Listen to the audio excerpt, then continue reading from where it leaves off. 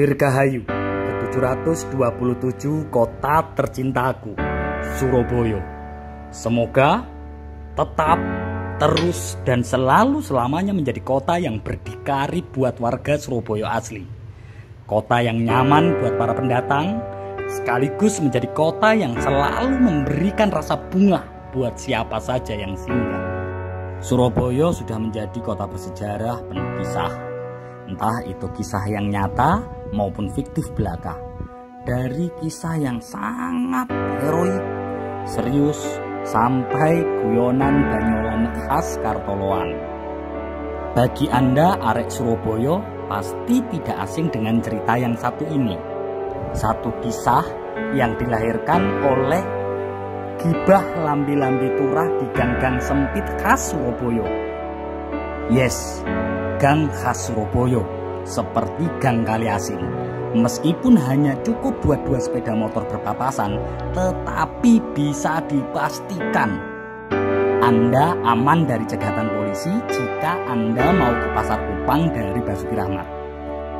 Konon, dahulu kala, sebelum menjadi kota, Surabaya adalah sebuah kerajaan yang dipimpin oleh seorang raja yang adil lagi bijaksana.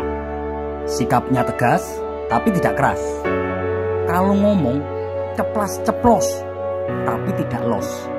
Rakyatnya pun gemah ripah loh jinawi. Hidup makmur dan rukun.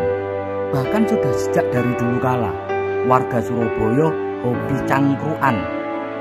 Bergerombol, ngobrol ngalor ngidul, ditemani kopi dan tembakau. Yang unik itu, bahasan seberat apapun menjadi ringan dengan khas gojlokan-gojlokan dan pisuhan tentu saja. Memang arek Surabaya mungkin sudah dari sononya ditakdir juancuan, tapi tetap cinta damai. Oh iya, hampir saja terlupa, sang raja memiliki seorang anak perempuan. Ya, putri tunggal kerajaan.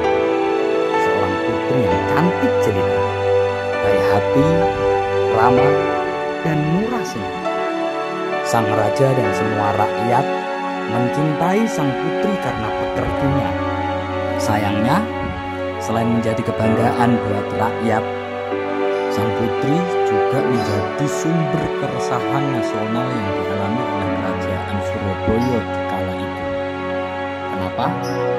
Karena hingga usia hampir 27 tahun, sang putri raja belum juga menikah dan belum ada satupun yang mencoba melamar. Hal ini tentu tidak hanya meresahkan sang raja, tetapi juga mengganggu kestabilan kehidupan kerajaan. Selain menjadi bahan rasan-rasan di pojok-pojok kampung, tema perawan tua juga sudah menjadi bahan pergunjingan kerajaan-kerajaan sebelah. Hingga akhirnya, singkat kata, sang raja buka sayembara. Sayembara itu dibuka oleh patih kerajaan. Dung, barang siapa yang berhasil berenang melintasi sungai Kalimas, maka akan diangkat menjadi menantu raja, sekaligus pewaris tahta kekuasaan. Demikian pengumuman sayembara ini kami sampaikan sebagai tanda pendaftaran dimulai per hari ini hingga 7 hari ke depan. Perlombaan akan diadakan pada hari Ahad Legi. Dung. Tibalah hari yang ditentukan, hari perlombaan. Warga Surabaya penuh sesak. Semua warga berdesak-desakan di pinggiran Sungai Kalimas yang sekarang tepatnya di dekat Delta Plaza Surabaya. Ya, hari itu semua tumpah ruah berkumpul untuk memeriahkan dan menyaksikan perlombaan. Tanpa disangka, ternyata pendaftaran membludak. Bahkan tidak hanya para pemuda, juga turut serta para duda, Dan yang lebih menghebohkan, juga tidak sedikit para lelaki yang beristri mendaftarkan diri ikut sayembara itu. Maka jadilah hari itu selain meriah juga gaduh oleh para ibu-ibu yang lagi demo menuntut supaya suami-suaminya yang mendaftar didiskualifikasi. Tetapi rupa-rupanya sudah tidak ada lagi waktu buat kerajaan urusi hal yang begitu, karena memang isi sayembara tidak spesifik mencari perjaka. Maka berdirilah sang latih kerajaan. Dengan gong di tangan kirinya, dia tabur. Dung! Sayembara segera dimulai. Para peserta segera ambil posisi di tepian sungai. Dalam tabuhan gong berikutnya, itu adalah tanda lomba dimulai. 1, 2, 3, dung! Sang patih memukul gongnya sedemikian semangat. Semua mata yang hadir menatap Kalimas. Tertegun, nyaris tidak ada satupun yang bergerak. Hanya bibir ibu-ibu saja yang komat kamit berdoa semoga suaminya yang ikut mendaftar kalah. Keheningan makin sunyi karena semenit, 10 menit, 15 menit, hampir 30 menit tidak ada satupun peserta yang melompat ke Kalimas. Rupanya oleh sang raja, sebelum perlombaan Kalimas diisi ikan sura sama bajul-bajul. Jumlahnya puluhan. Ya, cukup banyak yang tampak buas dan lapar. Semakin sunyi karena hampir 1 jam. Belum ada satupun yang berani melompat. Keheningan beralih menjadi kecemasan sekaligus keresahan. Semua was-was karena bagaimanapun juga raja dan rakyat Surabaya waktu itu berharap akan ada pemenang pada hari itu yang akan menjadi putra mahkota ke depan. Biur!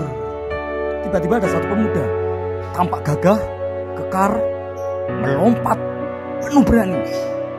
Ya, semua mata menyaksikan. Pemuda itu juga dikejar oleh ikan sura dan bajul yang ada di dalam Kalimas. Tetapi pemuda itu terus gigih, terus berenang, terus, dan akhirnya sampai ke tepian seberang. Pemuda berhasil naik ke tepian. Si pemuda akhirnya sampai juga di atas bantaran dengan terengah-engah. Sedetik kemudian, gemuruh tepuk tangan menyambut pemuda yang gagah itu, pemuda yang berani itu, pemuda yang gigih itu, pemuda yang pasti sudah menjadi pemenang di sayembara itu, yang akan menjadi putra mahkota bagi warga Surabaya. Sebentar. Pemuda itu tiba-tiba beranjak, berlari kencang, tidak menuju sang raja, juga tidak menghampiri si putri raja yang akan menjadi istrinya.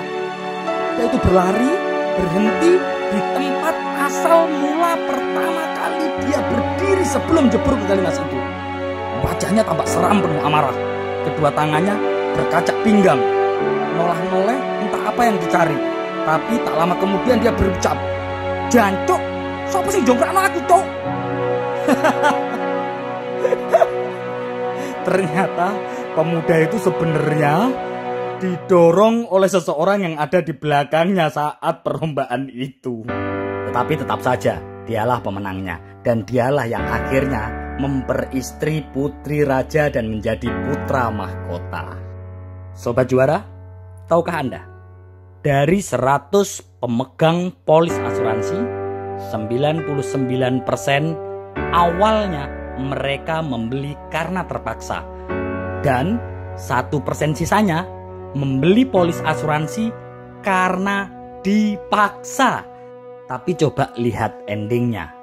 Sangat banyak nasabah yang akhirnya terbantu oleh asuransi. Tidak sedikit para nasabah yang akhirnya bisa mencapai cita-cita untuk orang-orang yang mereka cintai. Sejatinya asuransi adalah cita-cita. Asuransi adalah wujud cinta yang nyata. Mrene orek, tak jongkrakno.